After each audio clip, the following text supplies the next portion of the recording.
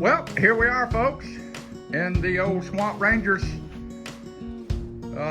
hangar, and I'll give you a little preview of what we got going on. The latest mod that we're working on here. If you can see over on the what would be your right side, the flap, I've already got the right flap mounted and rigged.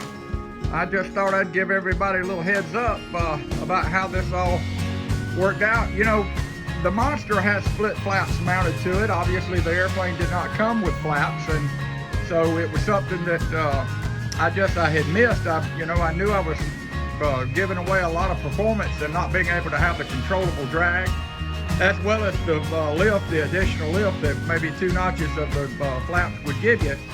So I really missed that in the little Ranger since I've had it. So I decided that I would accommodate here, being I'm in the experimental exhibition category, that I would do the same thing on the Ranger. And it was a little more complex getting it mounted on the Ranger than it was the Monster. Getting the hangers mounted on the wing itself and transferring those loads to places that I knew that could withstand them was lots more involved and detailed in getting that worked out than it was on the Monster. But got it done. I'll give you a little tour here again on the flap. The flap main spar is a little bigger than what I put on the Monster. The diameter is the same, but I run the wall thickness a little larger. It's 0.65 wall thickness. And then it connects out here at the lift strut. We got a connection there. All the loads on this end is transferred right into the lift strut area instead of through the wing. And then we come up, and the Ranger has a little different setup in that the jury strut has a 4130 1-inch diameter bar that runs all the way from, it bolts to the back of the main spar all the way up to the rear spar, and then it's got a junction right here in the middle of that tubular 4130 support that actually bolts here for the jury strut. Well, that made for a good location back here. I had to put a new inspection hole and go ahead and bolt something my hanger right here to the back of the spar. All those loads were carried and transferred all the way through into the main spar. But anyhow, then the hanger of the flaps themselves are 0.35 half-inch tubing. We've got the first 6 inches is solid 2024 T3 solid rod that's threaded on one end that inserts into there to carry the loads. The first 6 inches in that solid loads that carries it all the way through. And then it goes through a half-inch hole that's been drilled through the main spar, and then a 1/4-inch hole here that connects it to that threaded rod.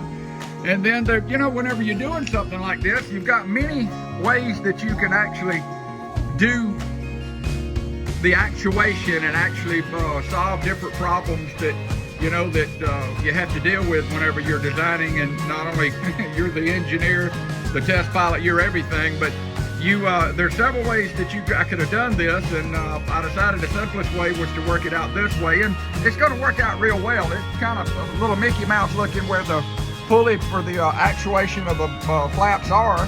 But anyhow, we got the hanger for the inboard portion of the flap is carried right into the root, the 4130 tubing that goes into the fuselage, not into the wing. But anyhow, the hanger, obviously it starts right here. The actuation pulley that pulls right directly to the flap. Right here it comes down. It comes through a smaller diameter pulley there because we're only making a small change in direction.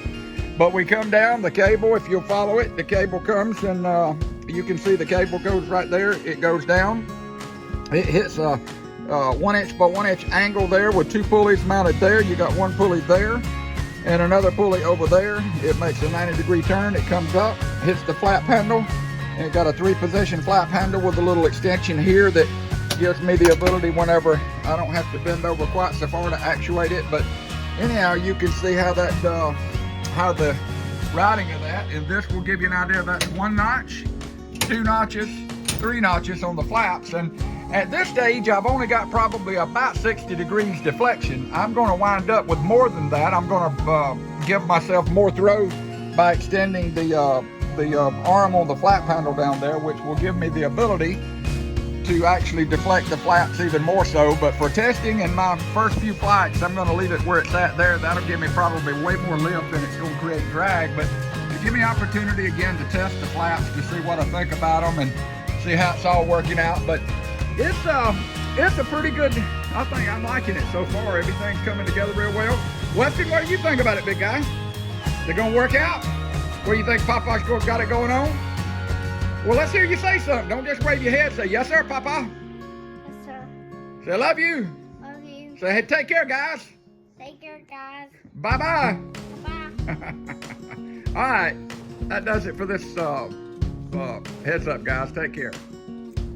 Okay, fellas, I thought I'd add at the end here a little landing that I made at some folks' house that I'd been flying over for a long, long time that happened to work out that day. The approach is pretty tight little approach. You have to make about a 40-degree turn right here at the end, and there's only probably about a 500-foot run out right by the pond, but got it in and got it down. And again, the winds were probably right on the nose that day, about 4 or 5 miles an hour, worked out real well. And that was also an approach that required you to be right down in the lower speed range. The approach was done around 45 to 50 and touched down right at the 40-mile-an-hour range. The little Ranger works out well for this kind of stuff. It's very docile, and you can see on the back of the wings there was my spades that I had mounted. And before I landed there that day, I gave the guys a little buzz by.